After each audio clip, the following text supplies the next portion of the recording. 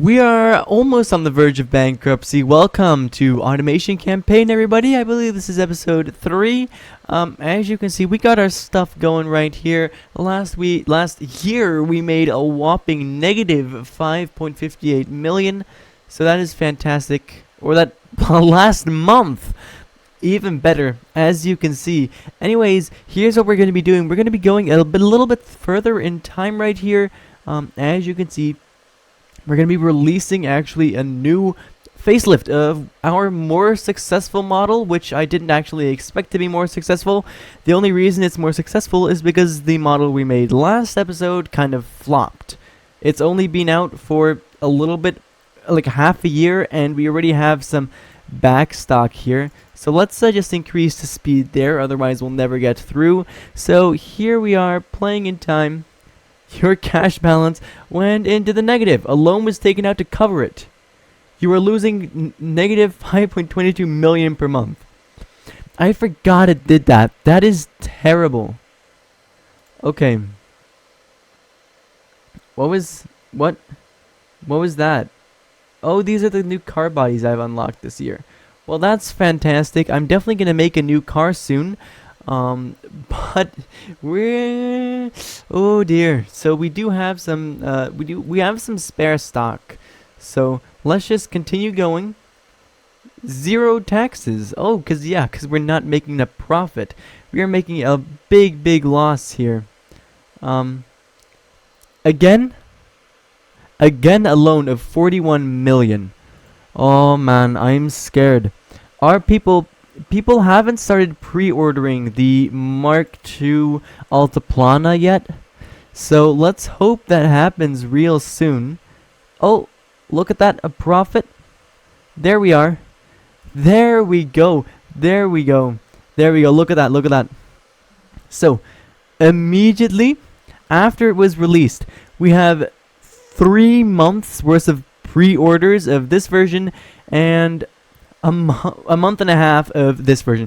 Okay, that's great. So what we're going to do here is open the car forecast, and this one has the most pre-orders. So we're just going to quickly put that margin up to 22%. Put it up that little bit higher, because I feel like we can definitely do that there. And the engine factory is being overworked. That should be solved because the production of these versions should have been seized, right? Taking a look at the yearly financial summary, because it has in fact been a year since we started this episode. Loan repayments has been a lot. It sucks that you can't sit in negative money for a year or so before having to take out a loan. Anyways, this is looking, it's looking alright. We just really need to make a lot of profit in the coming year. But first, I am going to launch a new vehicle at some point, and I was looking at the car bodies earlier, and oh yeah, no, I'm literally going to use these. So that's those are the ones I want, so we can go ahead and make that. So before we run through the other years, I'm actually going to design a new car. Actually, let's go halfway through. Let's go halfway through this year. And let's watch mainly this area right here. As you can see, we are catching up. Still seeing the engine factory be overworked. Oh, there we go. This is catching up really nicely. As you can see, we're making a massive profit on these. And a massive loss on the stalemate, which we made last episode, and should be... It was a good car. Why? Oh well, I guess we'll kinda never know. See, the Altiplana, which wasn't even that good, is making us 42 mil. And the Stalemate, which is a cheap sports car, is making us barely anything. It's losing us money. That is terrible. Alright, so now here was my thinking, right? So the Stalemate is our sports version of a vehicle, and our Altiplana is a more family version. And I was thinking, alright, the Altiplana has been through a few iterations. I think it's time that instead of facelifting it, we just do away with it, bring in a new model which has the same versions of vehicle. However, since the Stalemate is doing it so incredibly poorly, the new vehicle that I'm gonna make is just literally going to be replacing the stalemate. Unless I could give it some sort of magic facelift to bring it back. Let's just view this here. It should be good. Okay, scrap everything I said. We are facelifting this. So new car facelift for the stalemate. Let's try and bring this back because I don't want to give up on this thing. Alright guys, I think I found all the issues. This is the new stalemate with better interior, better wheels, basically a better everything. And I pray to God that this is actually going to work. We've actually made the facelift. We can just go through this area. I've gone through a bunch of times before, but still don't really know exactly what everything does. Don't need to change the engines. That's right, and we should just be able to kind of click through everything here. Oh, now we could upgrade this to a medium 2. We do definitely not have the money for it. That should be great. As you can see, we're gonna make so much profit. You know, we're good. So moved through everything because we've seen it before. Gonna be working with some pretty high margins here. 2 year as the target break-even point. We'll see how it goes. I'm just scared of how much money this is going to cost me. 122 million. Why can I not just fantastic. Why? Come on, man. Why could I have not just done this in the beginning? That way I wouldn't have had to deal with all this. We'll see how it goes without a loan. We are earning something. Agree. I believe we do actually. This is the only thing going on right now. Okay, that is fine. We're good. Mark II's right over here. We have a lot of back stock. What? I don't even know what I'm saying. We have a lot of unnecessary, kind of just vehicles there. So I say, let's go until 59. There we go. Engine Factory 1 is being overworked. I'm sure it is. I'm just seeing here, we still have some undelivered Altiplanas. So that is pretty crazy. I'm definitely very, very happy about that. Oh, and look at that. Just as those months passed by, we sold the last ones of the older models.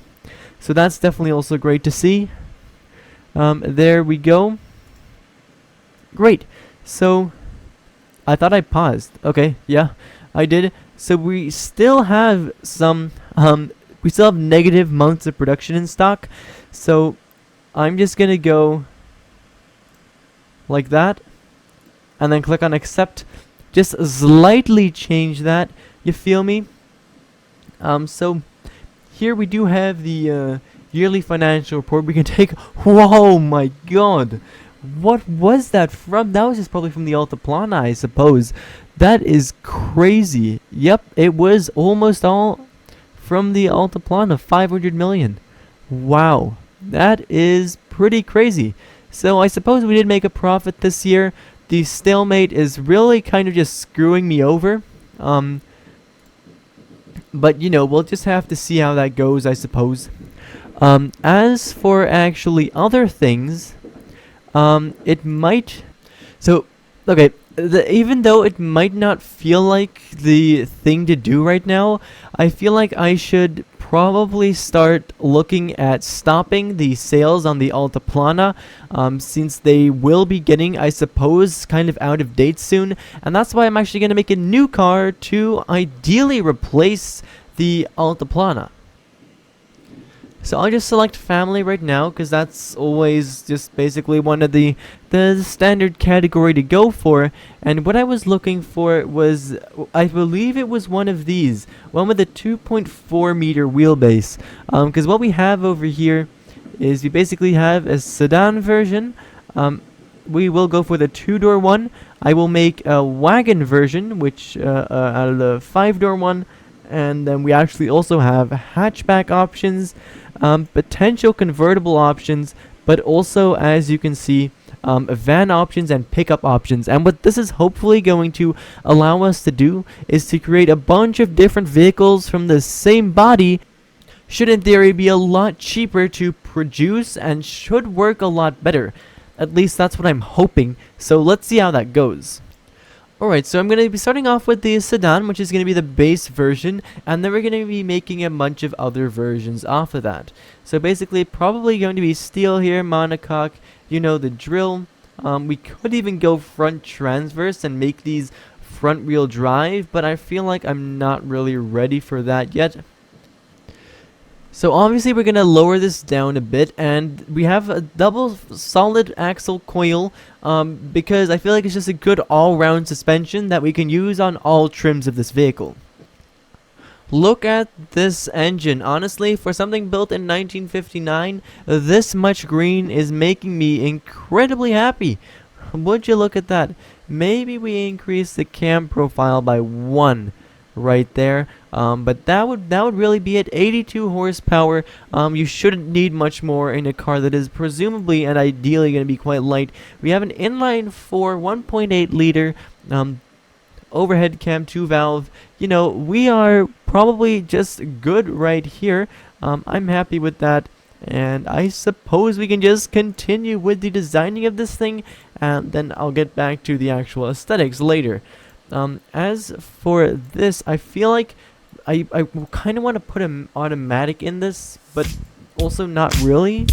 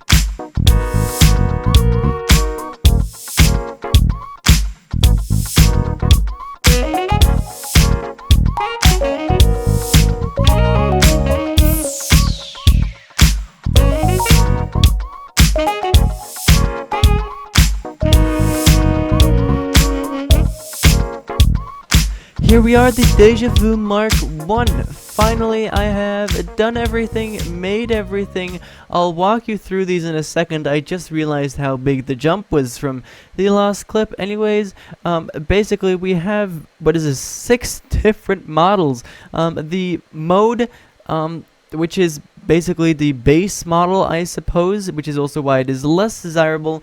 I'm not as worried about that though, because look at how many different variants we have. If this one sells a little less, these ones will for sure make up for it. Anyways, let's go. So this is basically a family sedan, family sedan, but more luxury. This is a wagon. We have a ute here, a hatchback, and then I guess a kind of van. You can see, there we go. There you can see a little better.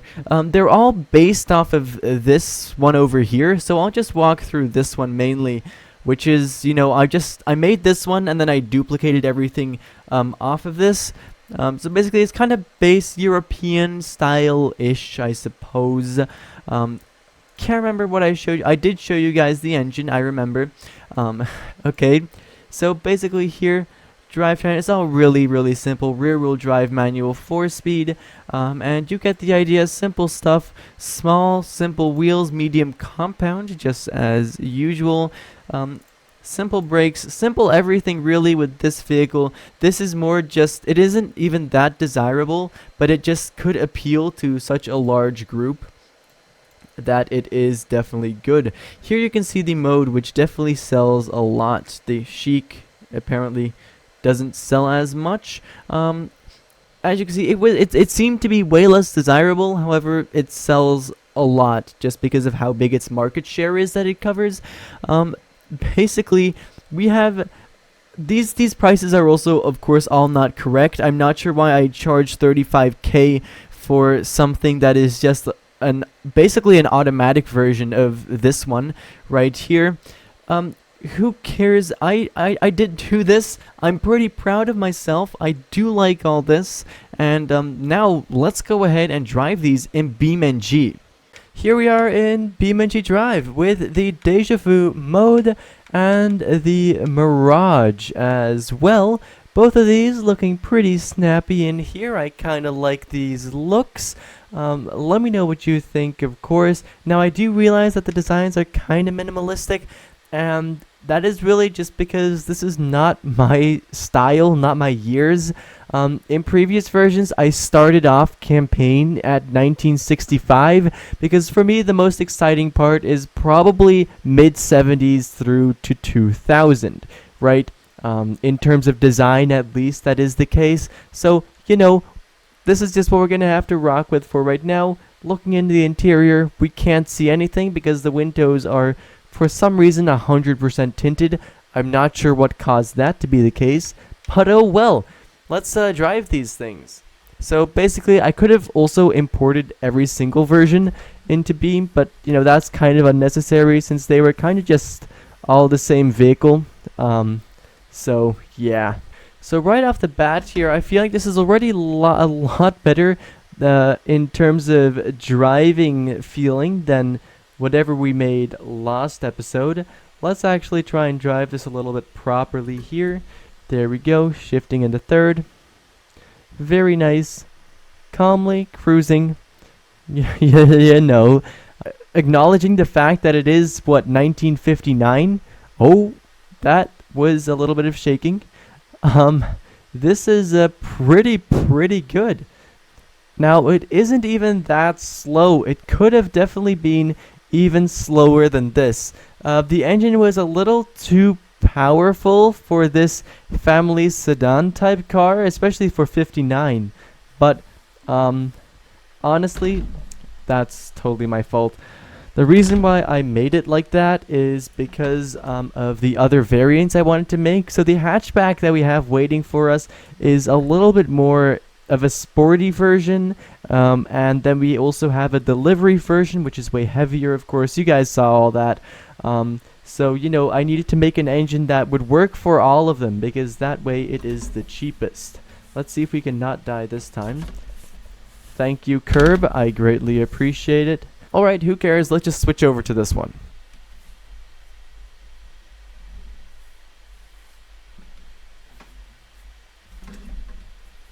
There we go. That is how it is done. This thing is definitely just that little bit faster that we wanted. I believe this is marketed as a fun premium, actually. I'm not sure why it had to be premium, but, you know, the game told me that it was best as a fun premium, so it is now getting marketed as a fun premium. Fun, right? So... Damn it, I was driving so well. This vehicle, it just in terms of it being literally this vehicle, it's doing a pretty good job. I'd say this is solid, and judging by how it drives, how it handles, how I've made it, I'm actually really impressed by by automation, really, because you know how I usually design cars for BeamNG Drive. If they're only for BeamNG Drive, is a very different process than how I would for the actual campaign aspect, because for the campaign aspect I'm not focusing on how I think they're gonna handle or drive or perform in BeamNG Drive, the game. Those were rocks. But I'm more focused on what do the imaginary people of, say, Gazmia or whatever those countries are called, want in a vehicle, right? And now I feel like I've done really just only focus on that whilst making these cars, and the fact that they actually also end up being half decent cars as a result of that, I think that is really, really impressive. Now that we've tested the cars, I think we're good to actually continue from here. So let's move on through this area, and I'll try to go a little bit quickly. Okay, so here we have the Engine Factory 1, which makes the engines for the vehicle we want to replace. So we can change the config, but now I'm worried that it is going to... I'm worried that it's going to stop production of that vehicle immediately, which I definitely don't want. So that is unideal. We want to be producing the variant 1. Yes. Alright, that's great. So here we can see that the current project is just the engine it's been making, and the next project is going to be the Family 2 Mark 1. Because I'm so good at naming all my engines, that's why I'm totally not doubting myself whether I chose the right ones. Anyways, that's all good. I mean, their engines should start being in production now. Here we go. So this is exactly it. So it's the Altiplana Mark II, and we are going to want to replace that. There we go. It's basically already saying it there. We just need to, I suppose, confirm it through here. Do we add QA testing and maintenance? So we make it a medium 3 for sure, and I will add a maintenance area. And then I suppose that we just select all the vehicles to make sure that they are in fact... So I suppose that should be good. Do we want to up this? I'm not going to touch any of that. I'd love to figure out how that works someday. What are these flags? Limited production because they have a phonograph. Huh. That is interesting. I didn't know that. Anyways, I also have... Whoa, look at this profit. Hell yeah. You love to see that. Not sure if that... I mean, it should. I don't know. Cool. So, the Deja Vu Mark 1, 1959. It's gonna take, I think, like 3 years, though. At least. To develop itself. Oh, in the billions! This is the first time ever I've seen in billions. Wow. What if I changed it to 2? Is that gonna... Wow, this is crazy. Okay, so I'm just gonna fiddle around with all of this and make sure that it works. I spent a really long time trying to do this the best I could. We now have a 3-year target break-even point. It's a little bit long, but you know, this is wow, this is gonna be crazy. So now the only thing that I am worried about, that is not that much. I'm not even gonna lie. The 573 million is not that much, like, to be completely honest. So no loan, because that's gonna save us 120 million. I thought this was gonna probably be like around 800 million at least. So I believe I'm going to sign off on that. And here is the Deja Vu. And now let's scroll down a little bit. Look at the Altiplana. Oh, I am confused. The Altiplana is supposed to stop construction. Supposed to stop production. That's what I mean. Anyways, look at all those green numbers there. I really like that. I've got no idea what is going on at this point anymore. Okay, so we are right over here. And what we're looking at now is the stalemate. Wait, when are these cars? They're coming out in 66?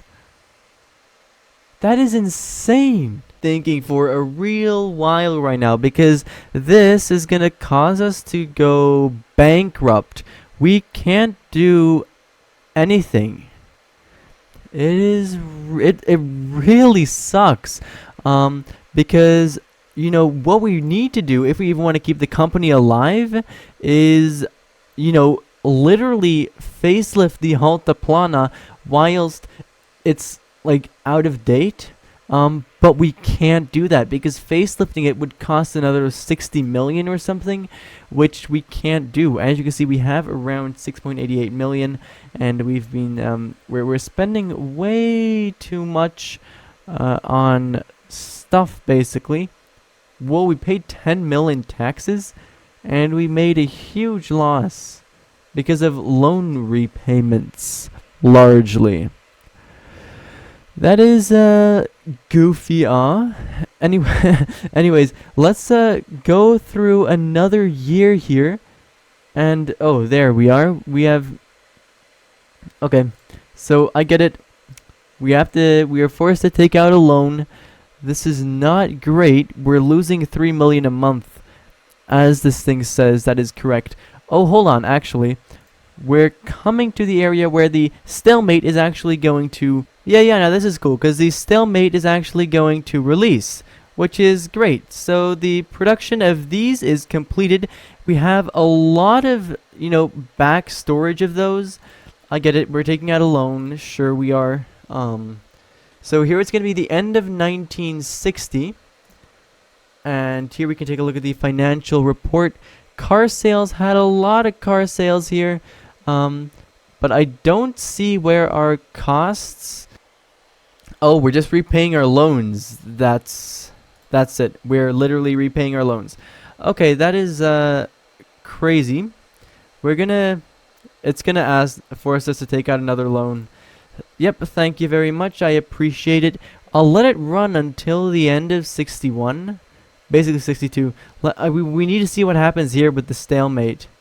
So we definitely have some negative months production worth of stock.